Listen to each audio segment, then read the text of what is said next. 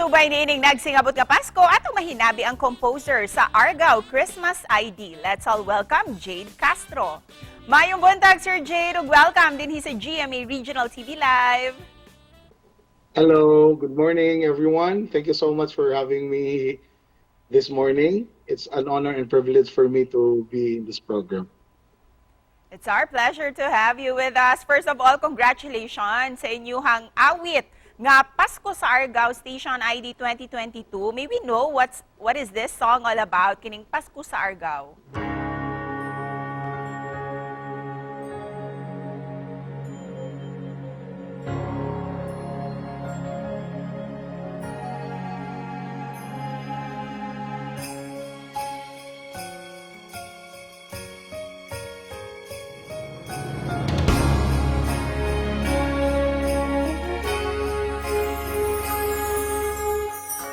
Tihang ika'y lapang pandemi,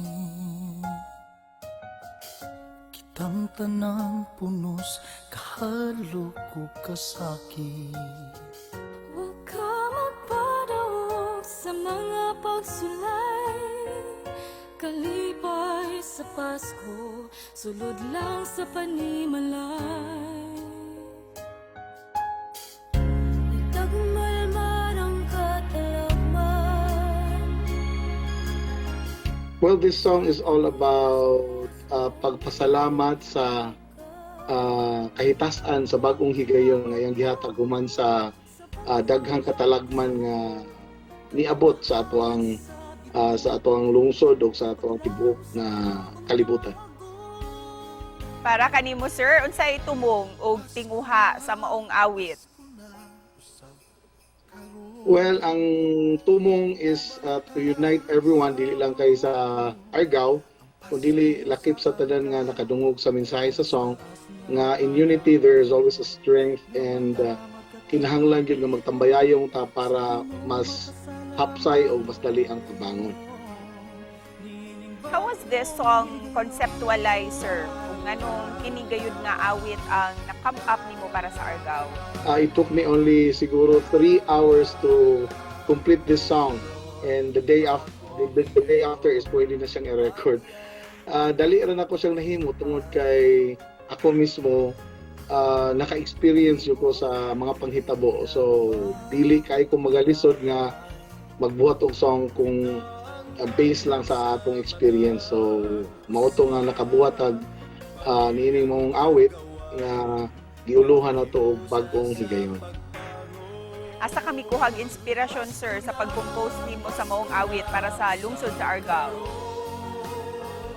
Ang ako inspiration yun is since Christmas para nako is it's the most wonderful time of the year. So ako nakita man gud nga sulod sa pila ka tuig tungod sa pandemic, which is nasayod ta nga daghan jud ang atong mga igsoon ug mga kagalaan nga nakalas o gipunan pa last year sa bagyo nga nikuso-kuso diri sa southern part sa Cebu.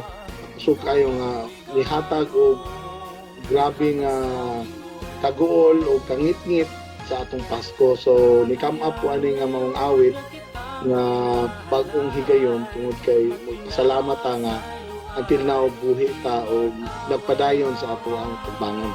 Human sa imong Christmas song, usa pa yung mga sunod nga angay namong atangan gikan kanimo, sir. Okay, I would like to invite everyone to please watch Cebu Popular Music Festival this coming January 13. Kay naatay entries ana. Hopefully just to be a part of the finalist is more than enough. Isip pa na po, sir, unsay Christmas Thank you. message nimo para sa atong mga viewers karong buntaga?